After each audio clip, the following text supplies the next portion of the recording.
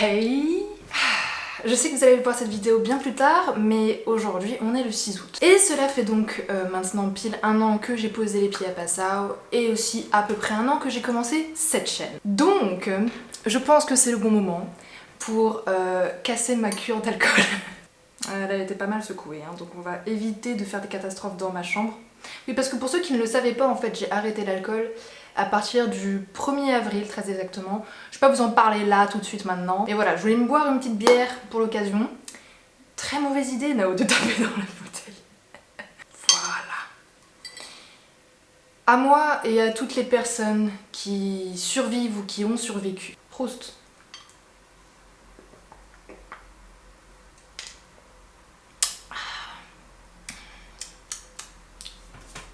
Ça fait absolument rien.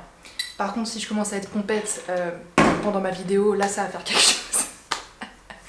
Ça fait grave plaisir. Ça fait grave plaisir d'être de retour aussi. Mon Dieu, ça fait longtemps. Bien, ce bilan. Eh bien, on va commencer évidemment par mon niveau de langue. Depuis que je suis en Allemagne, je n'ai pas réécouté un seul enregistrement de message audio que j'ai fait en allemand, voilà, dans mes débuts. Donc on va le faire ensemble, en direct. Alors, j'ai un message vocal que j'ai envoyé à la fille qui m'a laissé la chambre. Et je me souviens même que j'avais vraiment galéré pour ce message et que... Voilà, je crois que j'ai bien préparé ce que je voulais dire à l'avance avant d'enregistrer. Enfin bref, voilà, et ça fait presque un an maintenant, comme dit, et je n'ai toujours pas réécouté ce message. Ok, alors je sais plus du tout ce que je lui disais. Je sais plus du tout, donc on va voir, hein. Peut-être que c'est personnel, j'en sais rien. Mais c'est vraiment le tout premier audio que j'ai fait à cette fille. Ok, je vais mettre le son à donf. Putain, je stresse. Voilà, je stresse. M'écoutez, moi, parler en allemand 12 secondes de torture. Allez, c'est parti. Hallo Emilie, ich muss schnell meinen Zug nehmen. Also ich antworte dir später und ja, wir werden sehen. Franchement, ça va. Franchement, ça va. J'avais peur que ce soit pire. Attendez, faut que j'en écoute un autre, c'est pas possible autrement. Hallo Emilie, ja, morgen können wir vielleicht noch mehr reden.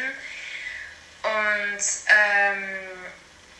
ich will auch mit Marie sprechen. Also ich werde eine Nachricht schicken und ich werde versuchen, seine Wahl zu ändern. Ouais, en fait, quand je prépare, ça va à peu près. Et là, je pense pour le deuxième message que j'ai pas vraiment préparé ce que je voulais dire. Et en fait, ça se sent que je suis là à réfléchir déjà à ce que je veux dire et ensuite à la traduction. Et après, mon articulation est pas très bonne. Donc, mais ce qui est intéressant, c'est de voir que déjà dès le départ, j'étais là à faire des audios, des audios. Parce que je savais qu'il fallait que je m'entraîne. Atchoum. Du coup, maintenant pour faire la comparaison, je me suis dit que voilà, j'avais pas nécessairement envie de vous faire écouter un message que j'ai envoyé là récemment parce que c'est potentiellement beaucoup plus perso. Du coup, je me suis dit tout simplement que pour que ce soit parlant, et ben j'allais vous parler.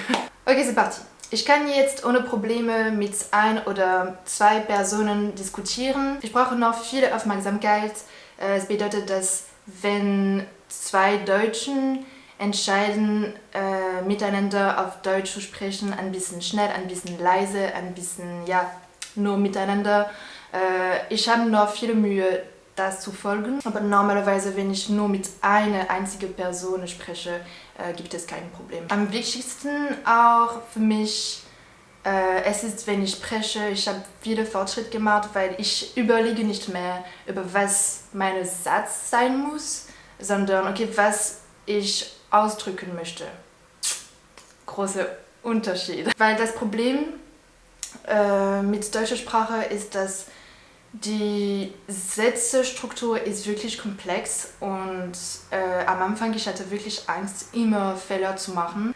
Aber jetzt, ja, wie gesagt, ich drücke mich besser aus. Ja, ich kann wirklich in Details etwas beschreiben, zum Beispiel ein Gefühl ausdrücken. Ja, das war wirklich wichtig für mich.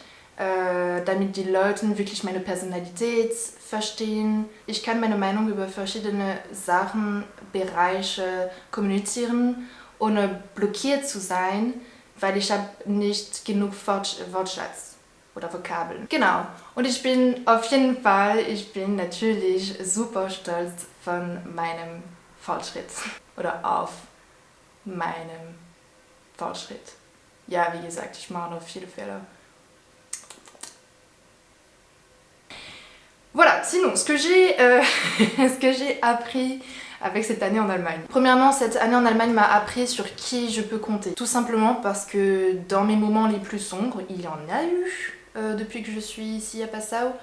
Il y a eu certaines personnes qui ont été là pour moi et je leur serai éternellement reconnaissante. Deuxième chose que cette année en Allemagne m'a apprise, une coloc c'est cool quand tes colocataires et toi avez une bonne connexion. Pas une bonne entente, une bonne politesse, une bonne communication, même si ça aide. Je dis bien une bonne connexion. Et je vous en reparlerai dans une autre vidéo parce que je vais déménager dans une coloc de nouveau. Grosse blague, mais j'espère que ça va vraiment beaucoup mieux le faire. Troisième chose que j'ai apprise ici en Allemagne, c'est accepter l'aide ou en demander. Ou assumer même d'en demander. Mon amie Nina m'a dit il y a de ça à peu près un mois, Nao le prend pas négativement, mais tu n'es pas surhumaine. Et évidemment, même si je le pensais pas en ces termes, genre je me serais pas qualifiée comme surhumaine, en fait je me comportais comme telle, enfin comme si je l'étais. C'est à vouloir tout gérer toute seule, à surtout ne pas montrer aux autres que j'en bavais, que ce soit dans le concret comme psychologiquement. Encore maintenant, je dois avoir le réflexe de me dire que ce n'est pas un problème d'être dans une position de faiblesse et qu'il y a sans doute quelqu'un qui est plus à l'aise dans le domaine où on rame et qui peut nous aider, nous conseiller, voilà, nous guider, quel est le meilleur chemin à prendre. Ou même voilà, nous enlever une charge en fait. Et il faut juste s'autoriser à poser la question. Ce que évidemment je ne faisais pas. J'ai du mal. Quatrième point, je pense qu'on est au quatrième point. Oui, quatrième point de ce que cette année m'a apprise. Il n'y a rien de plus important que la santé mentale. Je me permets de le répéter. Il n'y a rien de plus important que la santé mentale. Et évidemment, notre santé mentale en premier. Il faut un peu... Voilà. Parce que comme m'a si bien dit mon amie Jeanne, si on n'a pas la santé mentale, on fait quoi? Et je trouvais que c'était particulièrement pertinent de dire on fait quoi. Parce que c'est vrai que en fait quand tu te sens pas bien psychologiquement, croyez-moi, vous passez dans un espèce d'état léthargique où en fait vous n'êtes plus que la victime de votre vie, enfin vous pensez que vous êtes la victime de votre vie et que vous pouvez pas reprendre les rênes de tout ça, de tout ce gros bazar, et du coup vous êtes complètement passif. C'est d'une grande simplicité ce qu'elle m'a dit, mais mon Dieu, en fait c'est clair, quand ça va pas bien là et quand ça va pas bien là, tu peux rester paralysé dans la merde jusqu'à t'embourber. Cinquième point, je sais pas, je pense que c'est le cinquième point. Cinquième point, le système de logement en Allemagne est bien meilleur que celui en France. Voilà, je voulais juste placer ça comme ça. Ceux qui viendront vivre en Allemagne, eh ben, ils comprendront. Et ceux qui habitent pas en Allemagne, bah, ils se démerdent.